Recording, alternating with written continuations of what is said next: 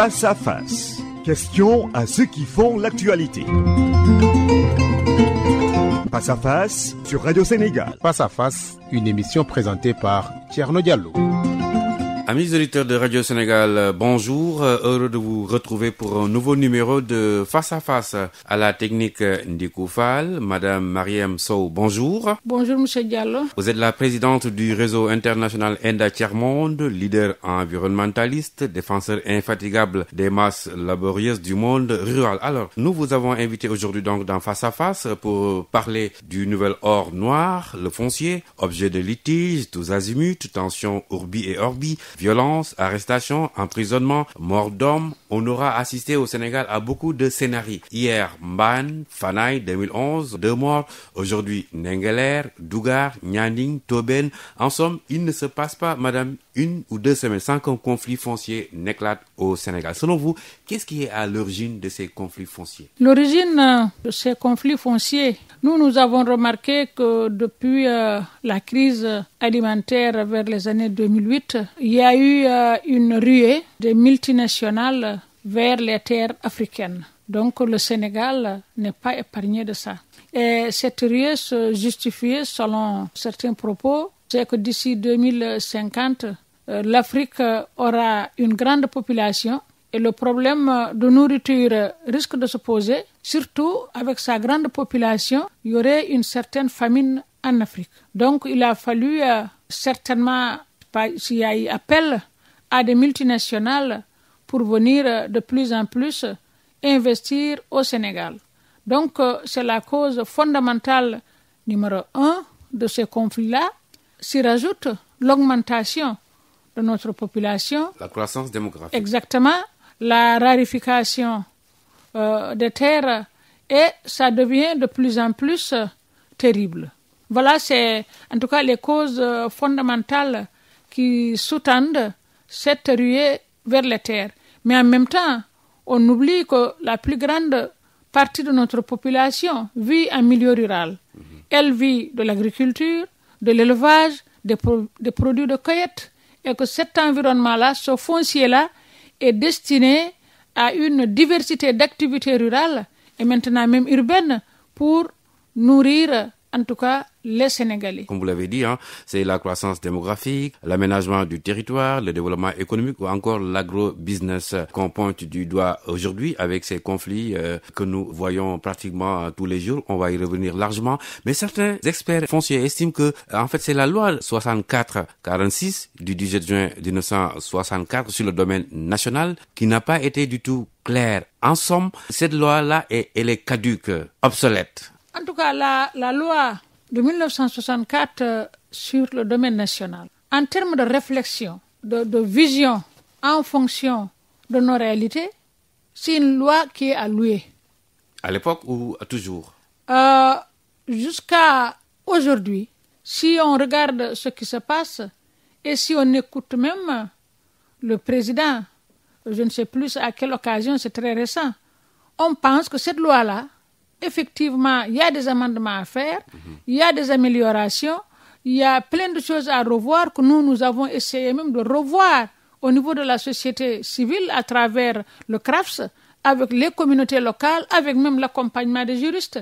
Mais l'épine dorsale de la loi en tant que telle, qui fait de la terre un bien commun, où chaque Sénégalais pourrait exploiter, est à louer.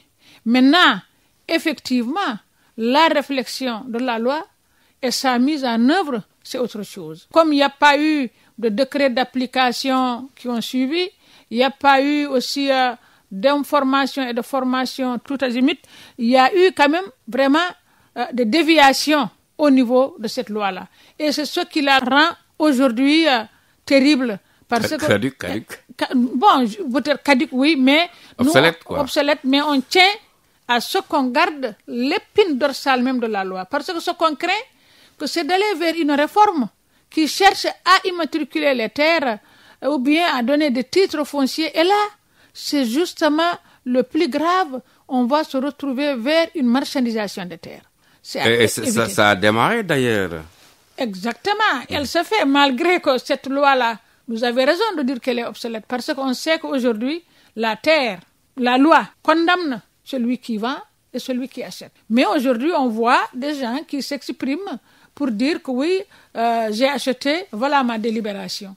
Et en réalité, une délibération ne justifie pas la vente de terre. La délibération doit t'aider à mettre ça en valeur, et si tu ne mets pas ça en valeur pendant un certain temps... 2 ans 2 ans, je ne sais plus, mais en tout cas, pendant un certain temps, et si vous ne mettez pas en valeur, le conseil rural ou le maire a la possibilité de récupérer cette terre-là et l'affecter à quelqu'un d'autre. Suivant une procédure qu'on ne respecte pas souvent au Sénégal. Non, j'ai pas plus tard que hier, je suivais un sketch où on dit que oui, c'est ma terre, je l'ai vendue à tel, est-ce que tu as la délibération? Donc ça veut dire que les gens pensent qu'à partir d'une délibération, on peut vendre la terre. Mais selon la loi sur le domaine national, la loi condamne celui qui achète et celui qui vend. Et cette loi, en fait, elle a mis certes fin aux droits coutumiers des paysans sur les terres qui les exploitent et qui pensaient que ces terres les appartenaient. Mais pour autant, le problème n'est pas résolu. Qu'est-ce qui explique cela? La croyance est toujours là, ça me souffle mal. Oui, voilà. Mais vous savez aussi, quelle que soit la nature de la loi repose aussi, ou bien elle a trouvé un certain nombre de valeurs. De croyances. Et elle a essayé aussi de respecter cela. Ça veut dire quoi? Ça veut dire que le droit coutumier qui est là, n'est-ce pas? Et la loi sur le domaine national, elle dit que la terre revient à la communauté. Et même si on regarde, si on avait bien épluché la mise en œuvre de la loi en son temps, et si on avait suivi avec des décrets d'application, le problème se poserait moins. Parce que là, en ce moment-là, la loi disait que la terre doit être affectée à celui qui veut l'utiliser. Et si on regarde la loi coutumière, elle n'était pas loin de ça. Parce que même si c'est ton grand-père qui possédait la terre, ton grand-père le partageait avec les habitants de la communauté. Tu cultives, tu as un dixième de récolte à distribuer ou bien à donner, sinon même quelquefois pas. Donc ça, c'était une valeur qui était là. Maintenant, avec la loi, si on avait analysé cette valeur qui était là et les changements qu'on a envie de modifier en intégrant les communautés, on allait trouver un juste milieu. Mais en même temps aussi, ce qu'il ne faudrait pas perdre de vue, que la loi, ceux qui l'ont mis en œuvre, donc le concept, si je prends ta terre de mon domaine, vous voyez un peu, la loi n'a pas osé aller jusqu'au bout, parce que la terre aussi appartient, ceux qui réclament le droit coutumier, c'est des autorités, c'est des notables. On n'a pas pu pousser jusqu'au bout. Et les communautés ont continué à dire, effectivement, c'est leur terre. Maintenant, s'il y a une affectation, les gens trouvent des mécanismes négociables sur le terrain en disant, oui, c'est une délibération, mais en réalité, en dessous, le plus souvent, il y a une vente habillée et déguisée. Donc, ça veut dire que c'est bien de mettre en place une loi, mais c'est mieux encore de mettre en place des mécanismes d'accompagnement pour sa mise en œuvre. Voilà, ce qui n'a pas été fait. Exactement. Et la croyance, elle est toujours là. Les populations, mais si on regarde au fond, je le dis souvent, en réalité, si on regarde les procédures qui se mettent en place, vous venez, vous dites que vous avez besoin de terre, on vous arrange une délibération des milliers d'hectares ou des centaines d'hectares. Et avec cette délibération, vous introduisez votre bail. Et du bail, vous passez au titre foncier. Voilà. N'est-ce pas? Et là, la terre vous revient pour de bon. Et pour vos enfants. Et ces communautés-là, qui n'avaient que cette terre-là pour exercer leurs diverses activités. L'élevage, l'agriculture, la pêche, la cueillette du bois. Donc tout ça, ces populations-là, c'est leur droit le plus absolu de vivre au niveau de leur terroir. En quoi? Parce que c'est écrit, c'est acté par un juriste, qu'on dit que non, cette terre-là ne t'appartient plus, mais ça appartient au fils de X, et que Y qui était là depuis longtemps, et qui vit de ça, on te dit que la terre ne se revient pas. Donc, tant qu'on n'examine pas de près cette situation, ça ne va pas. Et nous, au niveau de la société civile, que nous pensons que nous devons trouver un consensus. Et nous avons fait des réflexions là-dessus, qui fait qu'on reconnaît les droits des communautés Et on trouve aussi des formules qui font qu'elles auront droit d'usage, mais aussi qu'il n'y a pas possibilité aussi de vendre. Donc ça, si on pousse les réflexions avec une démarche participative, inclusive, parce que les populations, elles sont très conscientes aujourd'hui que la population a augmenté. En fait, c'est là le problème. Vous avez parlé de droit d'usage. Et certains voulaient peut-être un droit de propriété. Et c'est là le début du clash. Je dis bien qu'un droit de propriété. Autour, je prends l'exemple de la zone sylvo-pastorale, qui, jusqu'ici, qu'on le veuille ou non, c'est l'élevage qui domine. Et ces éleveurs-là sont des parties prenantes, c'est des Sénégalais, qui doivent aussi exercer leur métier. Maintenant, si on prend des milliers d'hectares qu'on affecte à une société qui produit, qui a des moyens pour vraiment mettre tout ça en valeur, et si c'est à lui, avec titre foncier, ces populations-là iront où? Elles iront où en ce moment-là? C'est le début de la paupérisation. Exactement. Voilà. Ou bien elles vont rester. Et si elles restent, on va leur dire que oui, vos jeunes vont travailler. Tu auras, comme on l'a fait à Djaël, en disant aux éleveurs, attendez, si on récolte, vous aurez vos bétails pourront brouter. Au début, le gars a fait un peu de maïs en le distribuant aux éleveurs. Après, rien. Il n'y a plus rien, il n'a même pas produit. Et jusqu'ici, ces terres-là ne sont pas encore reversées à la communauté. À Ndiaël. À Ndiaël, oui. Le problème est là. Et on ne sait pas qu'est-ce qui se trame en bas. Pourquoi ces terres-là ne reviennent pas à la communauté? Et pourtant, les initiatives ne manquent pas. Après 1964, il y a eu la loi de 1976 sur le domaine de l'État cette fois-ci. Et quelle est la différence entre les deux là, le domaine national et le domaine de l'État? Bon, pour moi, le domaine de l'État, c'est tout ce qui est, en tout cas, foncier. Le littoral, par exemple.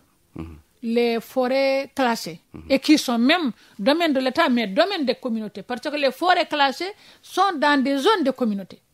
Et c'est des réserves foncières qui, normalement, devraient revenir à la communauté. Parce qu'aujourd'hui, comme on fait face à la désertification, on fait face à la dégradation de l'environnement. On dit qu'il faut aller vers la transition agroécologique. Et là, c'est le président même qui l'a dit. Donc, si on fait ça, effectivement, les forêts classées qui sont dans les terroirs devraient être des forêts gouvernées en partie aussi par les communautés et à un moment donné pouvoir exploiter ces forêts et aller encore classer d'autres zones pour gérer la vie de la biodiversité, pour gérer les terroirs. Donc, c'est un peu ça la différence. Le littoral, vous avez vu, c'est un domaine de l'État. Mais voilà, on fait ce qu'on a envie de faire. Et le domaine de l'État aussi, c'est quand il y a un projet important qui concerne le Sénégal, donc un bien commun, que l'État, le président, a le pouvoir de prendre dans le domaine national et le reverser au domaine de l'État. Mais tout ça, c'est des choses qui s'expliquent et qu'on comprenne. Mais prendre prétexte que c'est une multinationale qui va s'installer, qui va faire de la culture du riz, qui va faire de la canne à sucre, pour lui, pour s'enrichir, et prendre ces terres-là, dire oui, c'est l'État qui a pris. Non, là, nous ne sommes pas d'accord. Nous pensons que c'est un besoin qui se justifie, comme le trou à péage, comme le terre. Donc là, on sait, c'est un bien commun. Un lycée, par exemple, un hôpital, tout ça, ça se comprend. Mais en dehors de ça, non. Et les terres aussi où on trouve des ressources naturelles identifiées, telles que les mines. Donc là, l'État peut mettre la main. Tout à fait. Mais tout en tenant compte aussi de cette population qui vit sur ces terres. Ce qui n'est pas souvent le cas. Et il y a aussi, madame, un troisième régime, à part le domaine national, le domaine de l'État. Le troisième, c'est le titre foncier dont on parlait tout à l'heure. Au niveau de nos réflexions, nous n'avons pas rejeté. Si je dis nous, je parle de CRAFS, où c'est tout un ensemble d'ONG et d'organisations paysannes sous l'égide du CNCR, où nous disons qu'on n'exclut pas le titre foncier. Mais ça devait se faire cas par cas. C'est-à-dire?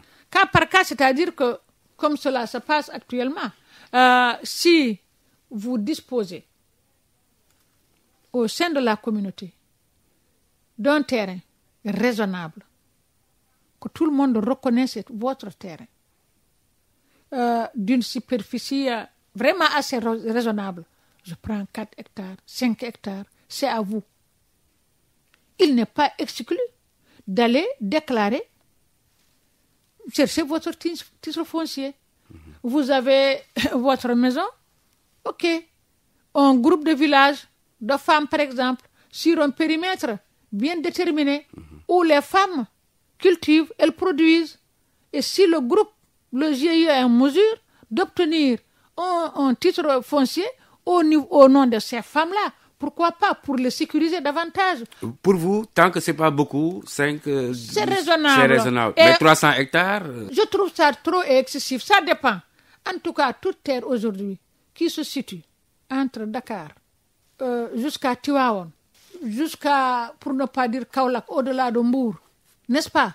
On sait que c'est une zone qui est envahie fortement par l'urbanisation. Et ces zones-là, ce n'est pas des zones purement urbaines, il y a aussi des ruraux qui y habitent, qui ont aussi des activités et qui doivent quand même vivre de leur activité, développer leur activité, transformer leur activité. Si on se permet de prendre 100 hectares, même 50 hectares, même 20 hectares dans certains endroits, c'est trop. Vous savez, les choses ne se mesurent pas en termes de grandeur de superficie, mais c'est plutôt en fonction de la communauté qui habite et de leurs activités. On sait que si on prend là-bas autant de superficie, ça veut dire que ces populations qui sont de là-bas risquent de déguerpir. Voilà. Ce qui s'est passé en 2011 avec les événements de Fanaï, il y a eu mort d'homme, pratiquement 2 personnes tuées. On a voulu affecter 20 000 hectares à une société. Mais justement, c'est tout un combat. Quand les gens de Fanaï se sont mobilisés pour dire non, et que le président de la République en son temps a désisté pour aller prendre une réserve, la réserve de Djaïel, où quand même c'était un patrimoine protégé, pour affecter ça à la société Sen-Huile Sen-Éthanol, les populations aussi ont développé leur résistance jusqu'à aujourd'hui. Le projet avait démarré, mais avec des problèmes, il n'a pas réussi à produire ce qu'il voulait. Finalement, on ne sait pas, de fil en aiguille, les terres sont remises à d'autres sociétés. Donc, on ne sait pas. Et il y a eu un décret qui a annulé la délibération de Djaïel avec le président Macky Sall. Mais ensuite, un mois après, un nouveau décret est revenu pour le réaffecter à cette société-là. Et c'est ça aussi quand même où on se pose des questions. Voilà, justement, là vous incriminez qui? Ces délibérations dont on parle, qui sautent souvent comme ça, c'est le conseil municipal, le maire, la commission domaniale. Vous incriminez qui dans ces délibérations? En tout cas, dans la plupart de ces délibérations, il y a déjà cette crise de 2008 que je dis, où on dit que l'Afrique aura faim, donc il faut donner des terres aux multinationales, où on prend prétexte qu'on va donner de l'emploi aux jeunes. Maintenant, fort de ces informations-là, sont-elles fondées ou pas? On a vu des sociétés débarquer au niveau de certaines zones. Et quand elles débarquent, le vocabulaire, c'est de dire que nous allons prendre tant d'hectares, on fera ceci, on fera cela, on va créer de l'emploi. Et comme il y a d'autres personnes qui sont réfléchies au niveau de leur village et qui comprennent, mais qui disent non, ça ne va pas. Donc le plus souvent, la plupart de ces cas-là qu'on vient d'énumérer, que vous venez d'énumérer, il y a eu toujours la complicité des maires. Donc, ils ont eu trop de pouvoir. Le président l'a même reconnu.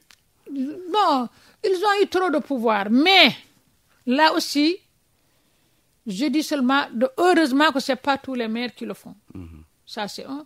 Deuxièmement, si les maires le font, il faut aussi que le président de la République arrive aussi à intégrer que toute délibération qui sorte, c'est devant le sous-préfet.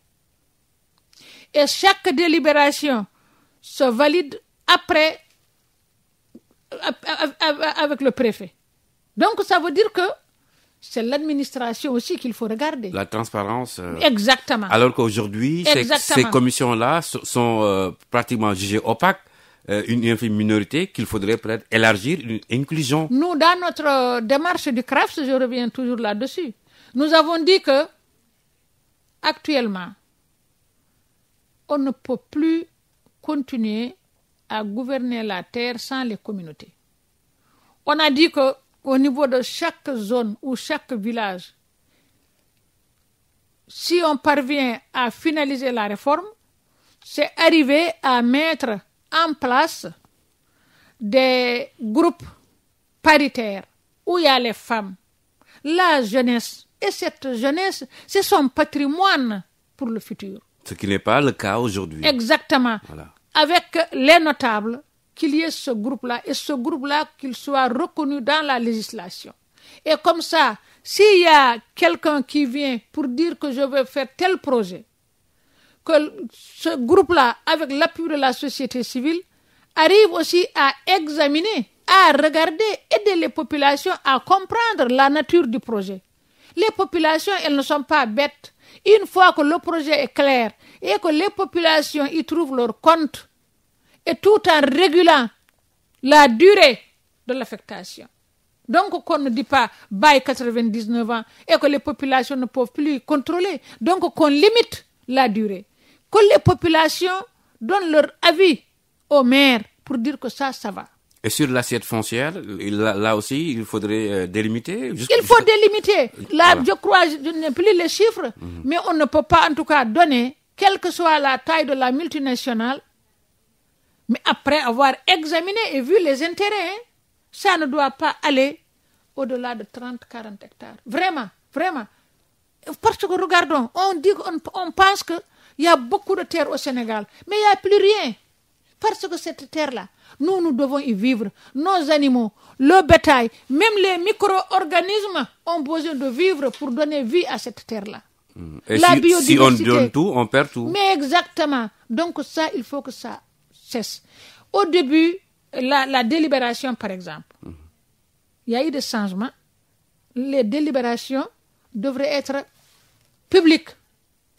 Les populations peuvent venir assister à une délibération, écouter. Un contrôle citoyen. Exactement, écouter. Même si elles n'ont pas le droit de prendre la parole, s'il y a des groupes paritaires qui sont reconnus, consultés, qui ont donné leur avis, dans un village par exemple, le jour de la délibération, pourquoi ne pas inviter ces gens-là? Venez écouter, public, mais maintenant, ils ont mis quelque part, les délibérations sont à huis clos. À huis clos. Donc tout ça... Source de problème. Exactement. Voilà. Exactement.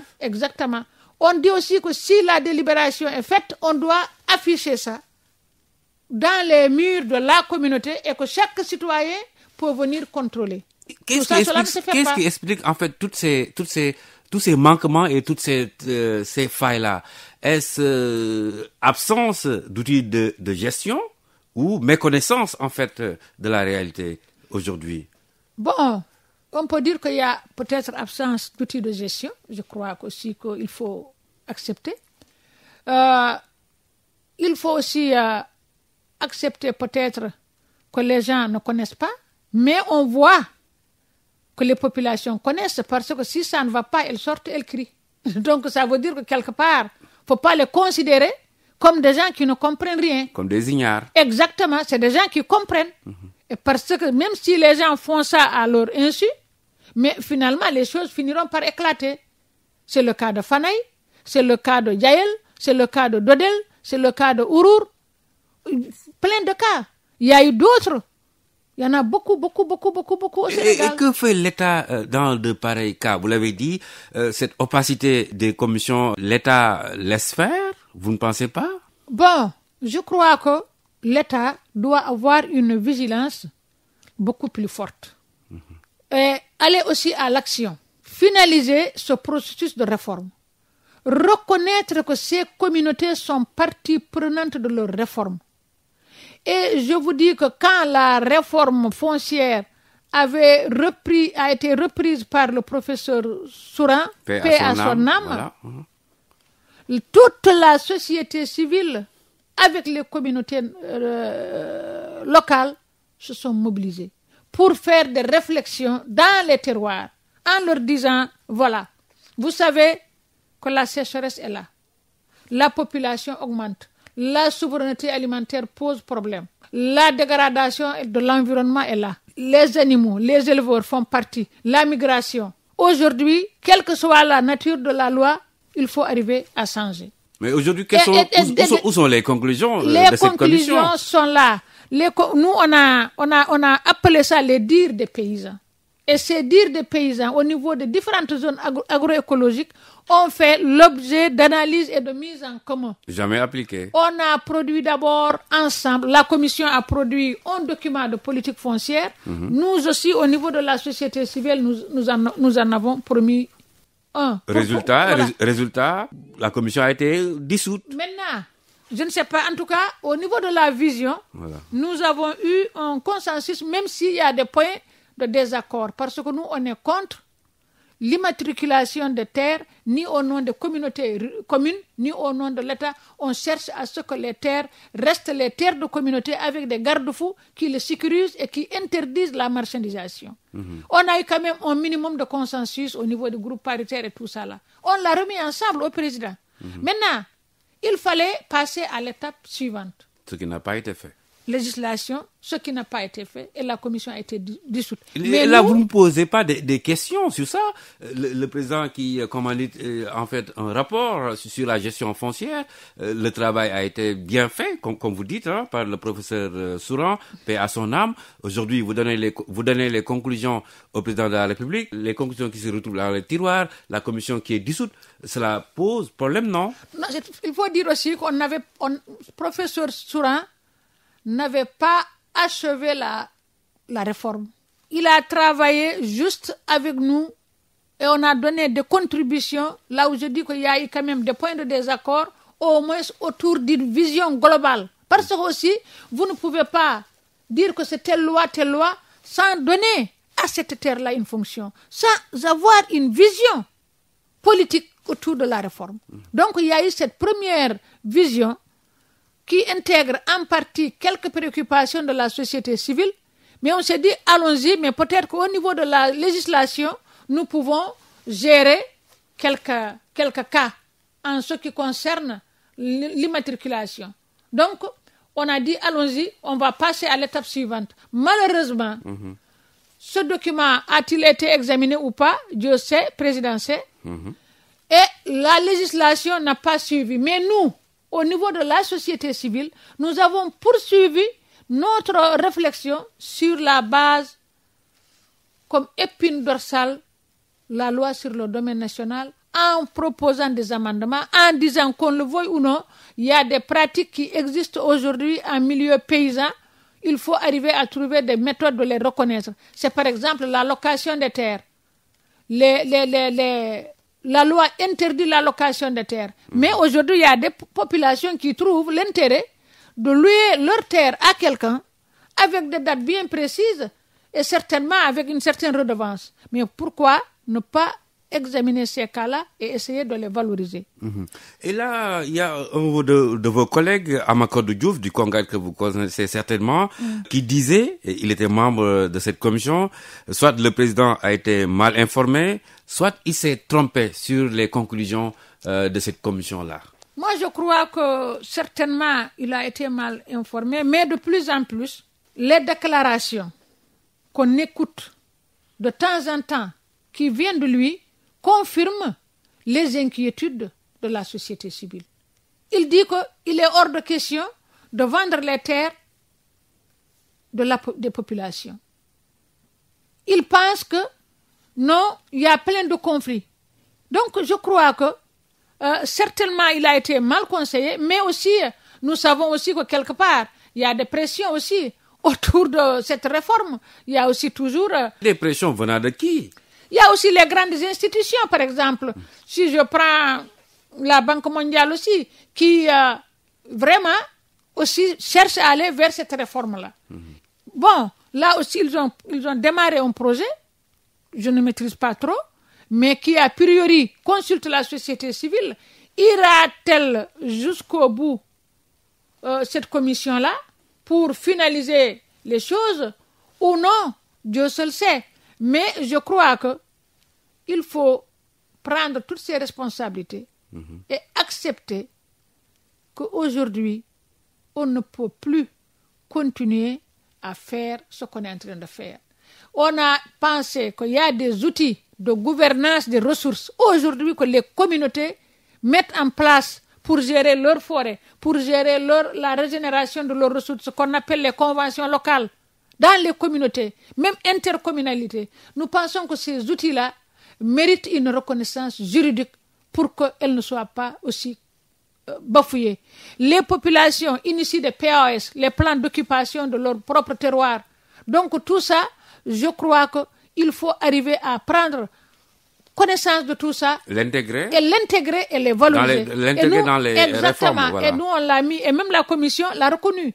On a dit qu'il faut que ces outils de gouvernance que les populations font avec une participation de la communauté, et même dans certaines zones, il y a quand même des sous-préfets, des préfets, heureusement qu'il y a toujours des bonnes intentions qui participent à ces processus. Il y a aussi des maires qui le font. Dans le Dogaba Bakar, par exemple, Ndiob, la commune de Ndiob, avec Oumar Ba. Voilà, avec Oumar Ba. Donc, à Koussanar, à Dramé Escale, il y a plein d'initiatives dans ce sens-là, des populations, des maires, avec leurs sous-préfets, qui accompagnent des initiatives, en tout cas au niveau local, pour trouver des ententes autour des conventions ou des PAOS pour gouverner leurs ressources en tenant compte vraiment des bien-être des humains, des animaux et de l'environnement il-même. En parlant d'outils justement, avec ces outils de sécurisation foncière, il y a des communes, c'est sinon pratiquement 9 communes qui sont dans la région de Saint-Louis qui ont eu à bénéficier d'un appui de SONED Afrique pour la sécurisation foncière avec des registres fonciers. Je vous nommer Gandon, Diama, Ronk, Ndiayen Pendaus. En fait, aujourd'hui, ces communes-là disposent d'outils en fait, de gestion foncière pour éviter, comme on dit, ces conflits que nous vivons aujourd'hui. Oui, je sais qu'il y a beaucoup qui travaillent dans ce sens-là. Aider les communautés à disposer de leurs propres outils pour une meilleure gouvernance foncière. Donc ça, c'est à louer. Mais il faut aussi être vigilant à travers tout ça. Et si les populations sont impliquées, et si les populations le font en connaissance de cause, il n'y a pas de raison que ça ne marche pas. Parce qu'elles sont les seules aussi à pouvoir exercer un contrôle citoyen sur leurs propres ressources. Voilà. Amis auditeurs, je rappelle que vous suivez Face à Face qui reçoit ce dimanche 9 mai 2021 Madame Mariam Sow. C'est la présidente du réseau international ENDA Tiers-Monde, leader environnementaliste et défenseur infatigable donc du monde rural. Alors Madame, on a frôlé le pire en début de semaine suite aux affrontements entre habitants de Nengeler et vigiles de la société Sédiment. Est-ce que ces conflits-là, on pouvait les éviter? On pouvait les éviter et moi je pense que dès le premier conflit, il fallait prendre des mesures comme on le fait souvent dans certaines zones, c'est arrêter carrément je dis bien, l'exploitation. Le temps de réfléchir et de partager avec les communautés. Donner le temps nécessaire pour recueillir le maximum d'informations. Ça n'a pas été fait. Même si ça a été fait et qu'il y a eu un consensus, normalement, ça ne devait pas rebondir. Ça veut dire que si ça rebondit, il y a eu quelques failles autour de la première négociation. Donc, il faut qu'on arrive à instaurer de plus en plus une communication et une écoute mutuelle de ces communautés et de ces gens aussi qui sont des Sénégalais qui cherchent à bien faire. Et s'il y a une écoute mutuelle, vraiment écoute, je dis bien écoute, et de pas aussi il faut accepter aussi certaines réalités qui sont là. C'est des combats que nous devons mener. C'est le fait aussi que quelque part, on ne peut pas condamner carrément les communes, mais il y a des moments où même c'est les populations aussi qui se divisent et qui jouent le jeu. Certainement ont eu des passages avec l'entreprise en promettant ceci et cela, et ils y vont avec leur propre intérêt individuel. Donc tout ça aussi, c'est à prendre en compte. Je les aime bien. Mes parents et moi-même, je suis rural comme eux. Mais il y a des moments aussi, quand même, il faut aussi regarder. Parce qu'il y a toujours des courtiers, des intermédiaires qui sont là aussi entre le maire, le gars qui vient. Parce que les entreprises, quand elles viennent, elles ne connaissent pas le terroir. Ils ont des guides. Ils ont aussi des conseils, ils ont des courtiers. Donc tout ça, il faut vérifier. Et comme solution, l'État n'a trouvé mieux l'année dernière, après l'éclatement de ce conflit, que de dépêcher une délégation de ministres. Et on avait promis à ces gens-là qu'après donc exploitation durant l'hivernage, que ces producteurs allaient partir et laisser la place aujourd'hui à Sedima. Apparemment, il y a eu, comme vous dites, défaut de communication. Moi, je crois que nos ministres, Monsieur le Président, il faut arriver à reconnaître que l'intérêt de ces communautés-là et aussi du Sénégalais privé, ce sont ces autorités-là aussi qui doivent défendre aussi, en tout cas, l'intérêt de ces communautés. Nous savons bien qu'une communauté qui vit de la terre, qui cultive, qui a une jeunesse, qui va augmenter, qui a besoin de ça, c'est sa vie, même si elles disent après cet hivernage, je laisse, et l'hivernage prochain, et l'hivernage d'ici 20 ans, l'hivernage d'ici 50 ans, que vont devenir ces gens-là qui sont de ce terroir-là. Donc pour moi, c'est bien pour calmer le jeu, mais il faut aller plus loin que ça et voir la durabilité. Mais là se pose, au-delà de la durabilité, une question de rentabilité entre les exploitations familiales et l'agrobusiness. Et ma foi, l'État va pencher naturellement pour l'agrobusiness. Non, je dis non. L'État, justement, c'est ça que je dis. L'État doit savoir que ces communautés-là et ces exploitations familiales, c'est des exploitations où des familles, des Sénégalais vivent et font vivre d'autres. Donc, il faut d'abord percevoir les exploitations familiales comme une entreprise rurale et qui a besoin aussi de se développer et de se renforcer.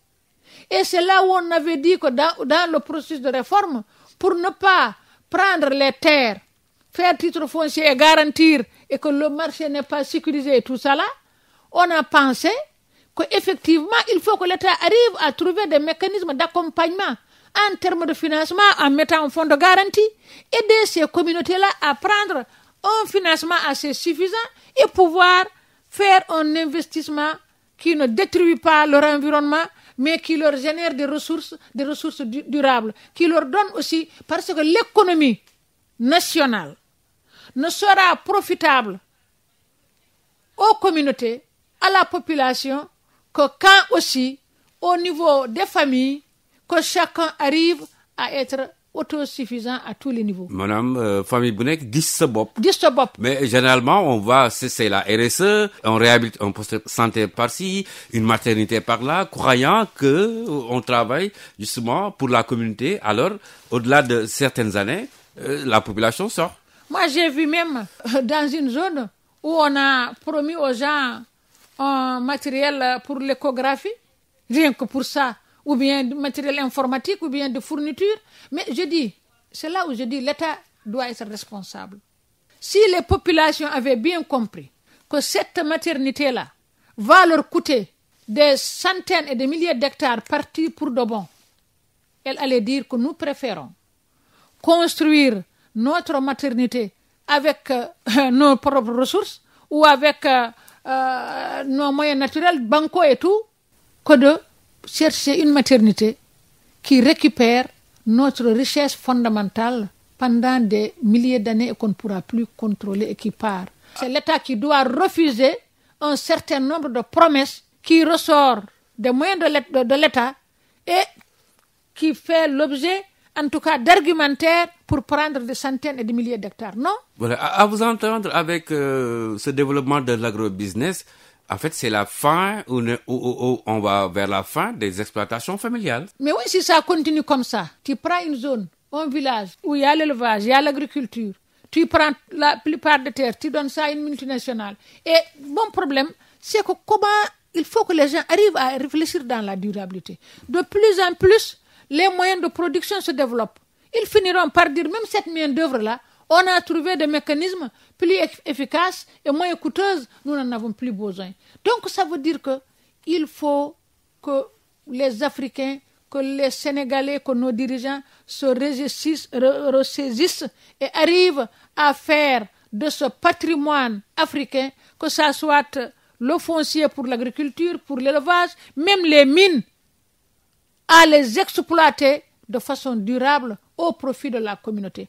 On exploite ce qu'on peut actuellement et le reste, on laisse ça aux générations futures. Voilà. C'est ça qui est normal. Voilà. Mais pensez que tout est là. Et chacun dit oui, je veux. Moi, j'ai peur. Est-ce qu'on cherche à gouverner pour faire évoluer les Sénégalais? Ou bien tous ceux qui ambitionnent, moi aussi je veux. Est-ce que c'est pas seulement pour courir vers cette ruée de richesse? De 2000 à 2010, on annonce que 650 000 hectares de terre ont été octroyés à 17 investisseurs privés étrangers ou nationaux. Alors, si l'on fait la balance, les populations concernées tirent-elles vraiment profit, comme on disait tout à l'heure, de ces investissements-là?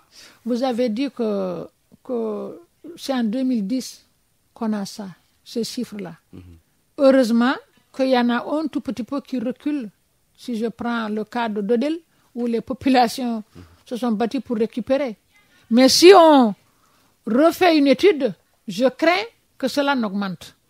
Donc ça veut dire que si on regarde les multinationales qui se sont installées jusqu'ici, allons-y dans ces zones évoluées pour voir est-ce qu'il y a des changements au niveau des communautés ou bien il y a des changements chez la multinationale qui s'enrichit. Et certaines multinationales exploitent d'ailleurs. Les produits sont vendus ailleurs. Mais ces multinationales, justement, elles ne sont pas venues pour régler la faim, mais plutôt c'est pour faire des devises, amener ça ailleurs, ou bien venir cultiver des choses que nous, on aurait pu cultiver facilement et nous les revendre.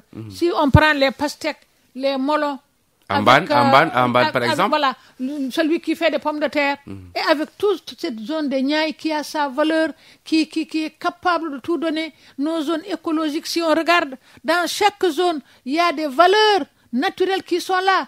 Cette zone peut donner des légumes, l'autre peut donner des céréales. Là, le bassin arachidier donne l'huile, le fleuve, c'est le riz, c'est le sorgho, même les légumes. Donc, cette diversité-là, si aujourd'hui on les mettait en valeur avec cette jeunesse qui se cherche, je dis bien que le Sénégal aurait pu non seulement être autosuffisant, mais même un pays donateur. Mais l'argument qu'on vous donne, c'est que nos producteurs n'ont pas de moyens et ne peuvent pas, inonder le marché, sinon remplir le marché de certains produits comme la pomme de terre, l'oignon, etc. Il faut, c'est l'agrobusiness à côté.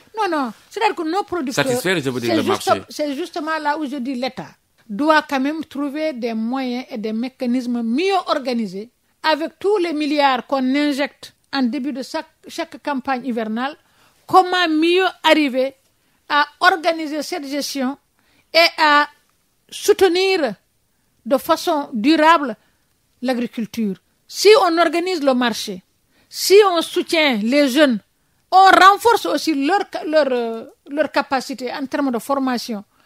Et on dit aussi qu'on organise tout ça avec le marché, avec des unités de transformation, industrie rurale, toute une chaîne. Je dis que le Sénégal peut s'autosuffire en oignons. Les oignons se produisent rapidement dans la zone des Niayes, dans la vallée du fleuve Sénégal, un peu partout, avec des chambres de froide, avec des systèmes de stockage, on peut bien garder. La pomme de terre qui se produit dans les Niayes et qui peut même être produite aussi dans les autres zones, avec une meilleure conservation, on peut bien trouver des mécanismes de conserver et continuer à nous nourrir avec des systèmes et des techniques de production durables, avec des pratiques agroécologiques, donc qui permettent aussi de conserver aussi longtemps que possible la production. Autrement dit, c'est une volonté politique. Voilà, si je vois clair, vous proposez en fait une réforme de nos systèmes de production. On propose une réforme de nos systèmes de production, qui va avec les besoins de nos communautés, qui sécurise les générations futures, mais que l'État met la patte. Et le président nous a dit qu'il met l'agroécologie dans le Sénégal émergent. Et il faut qu'on arrive à avoir une réforme qui correspond à ce Sénégal émergent, la réforme foncière. Un modèle de gouvernance de ces ressources et aussi des systèmes et des pratiques de production qui fait de cette émergence une émergence durable pour que ça ne soit pas une émergence éphémère portée par des multinationales. On veut une émergence portée par les femmes, les jeunes. Mais comment, si les femmes n'ont pas accès à la terre au Sénégal?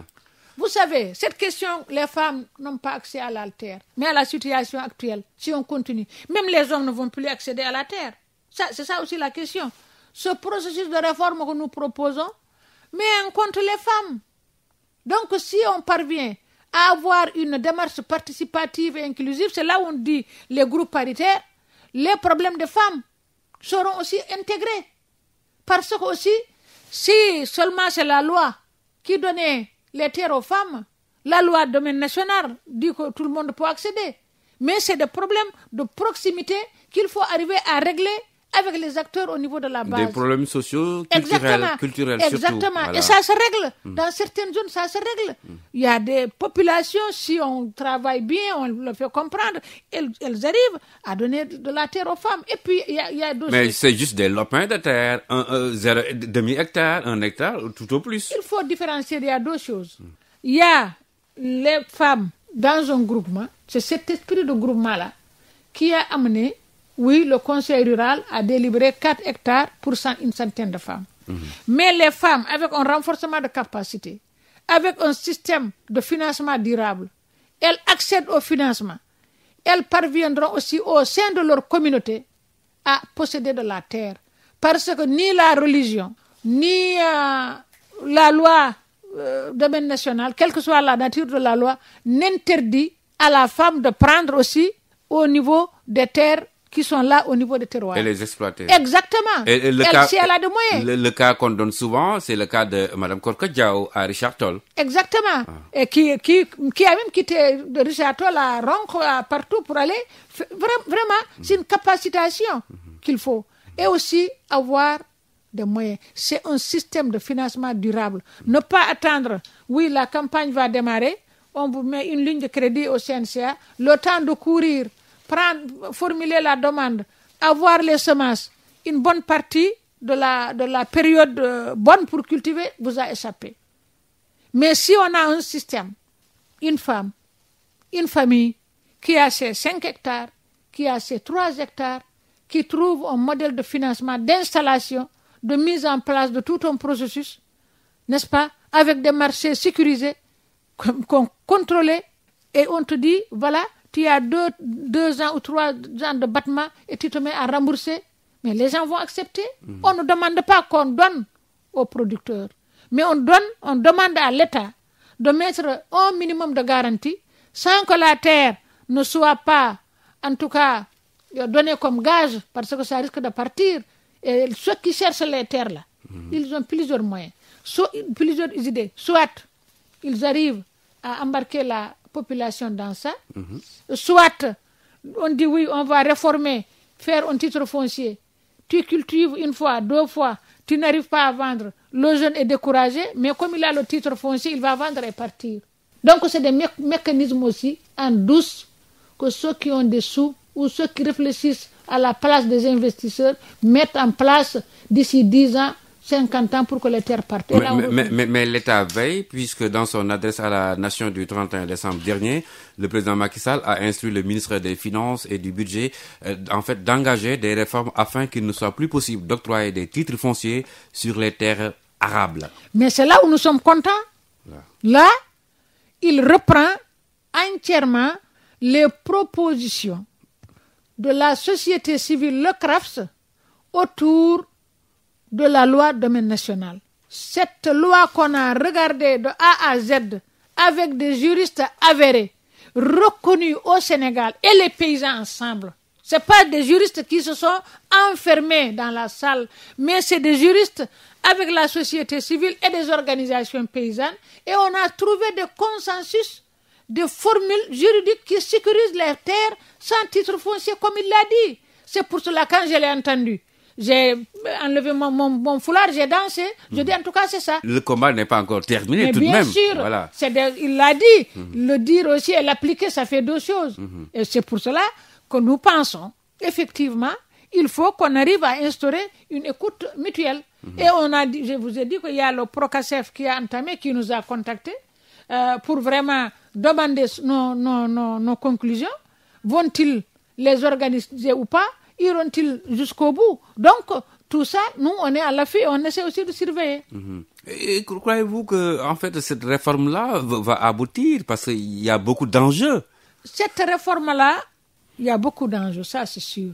Mais je crois que l'engagement des communautés actuellement qui ont compris et qui sont au premier plan pour la sauvegarde de leurs ressources, l'engagement de la société civile, je dis bien pour le moment les déclarations du président, si tout ça là on arrive à mettre ça en musique, je me dis que peut-être que ça peut aboutir.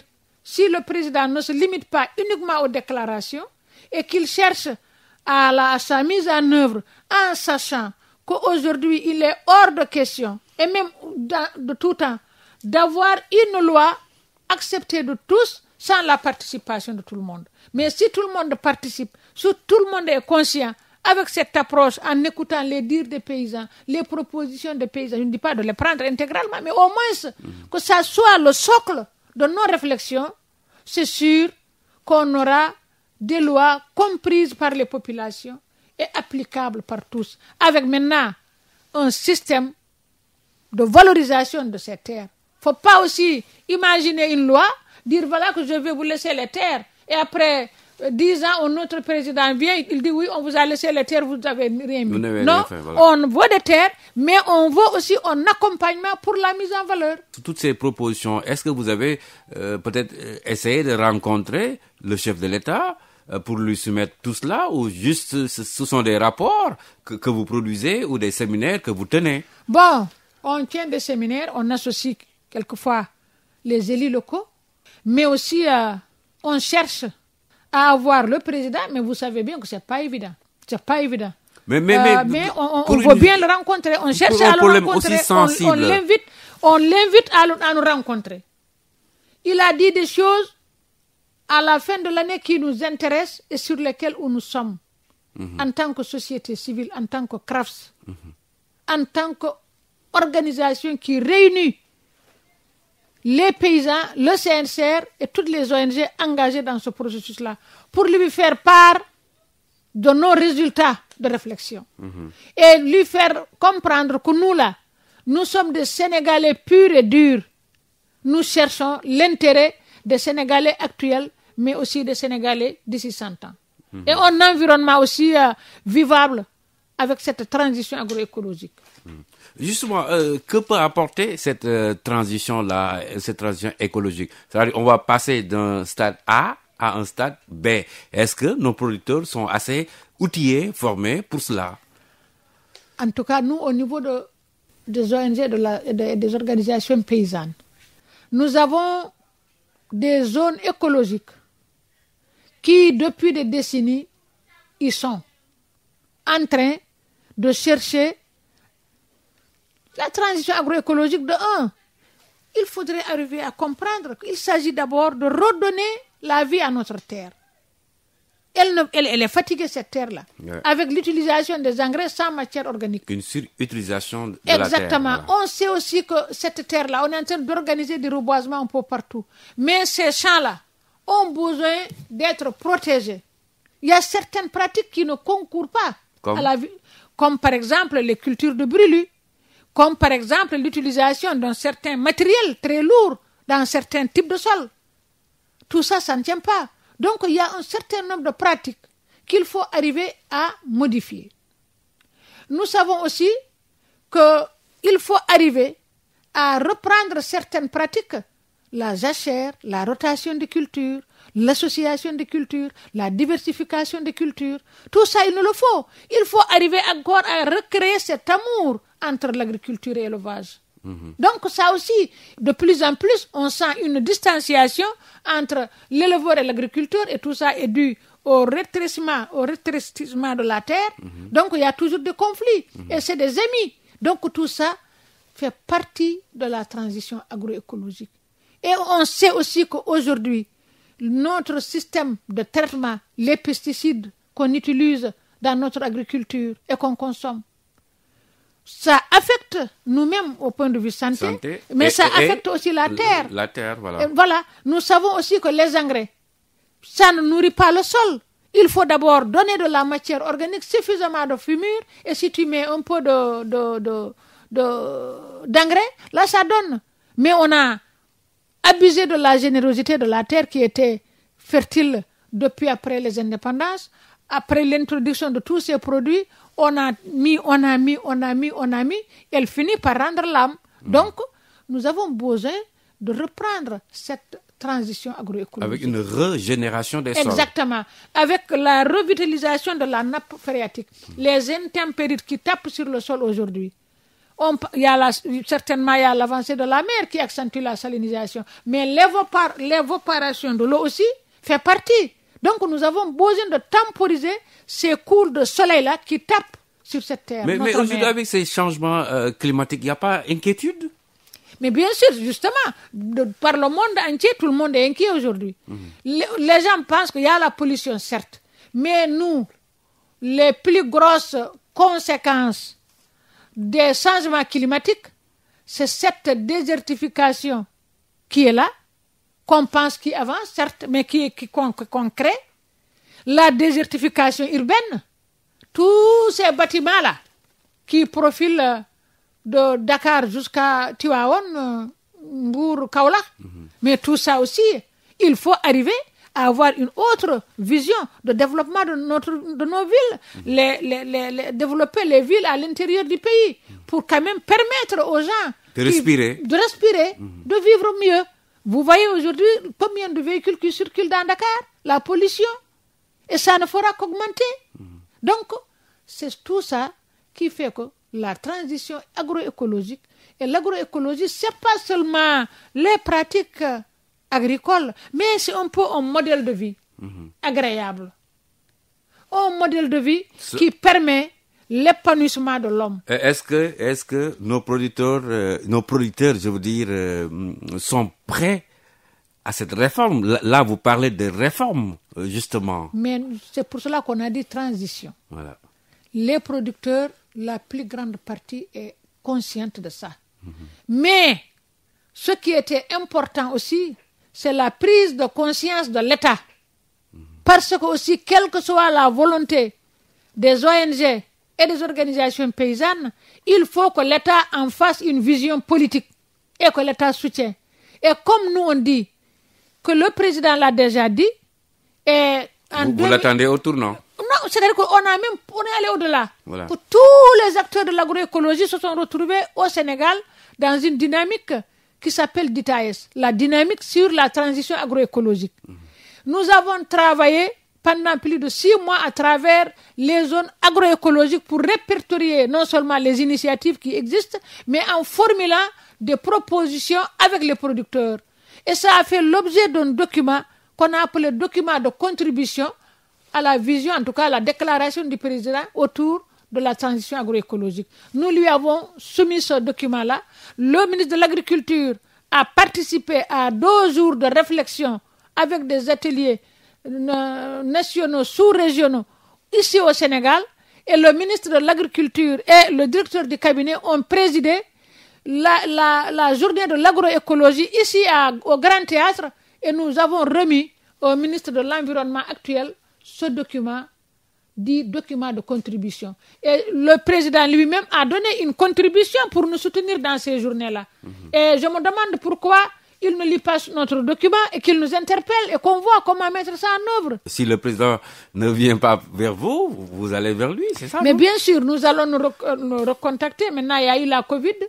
Juste après nos journées, la Covid s'est déclarée.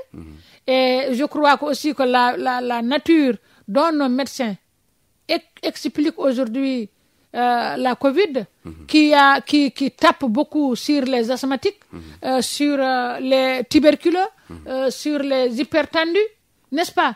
Donc tout ça, je crois que ça va attirer notre réflexion pour vivre mieux et manger mieux. Voilà, Madame Mariam Sow, je vous remercie. Merci beaucoup. Voilà. Je rappelle que vous êtes la présidente du réseau international ENDA Tiers-Monde. Vous êtes également leader environnementaliste et défenseur infatigable du monde rural. Radio Sénégal vous remercie. Je vous remercie, M. Diallo, de me donner l'opportunité de parler. Et j'espère que le président va m'entendre. Et on boxe sur le même ring. Vraiment, si c'est ça, s'il est le président de tous les Sénégalais, nous cherchons les intérêts des Sénégalais et surtout de ce monde rural. Et on espère que personne ne sera KO. Voilà. Inch'Allah. Au micro pour la présentation, Thierno Diallo, technique Nico Fall, Abidjé Cissé. Merci d'avoir suivi. On se donne rendez-vous dans 2 semaines.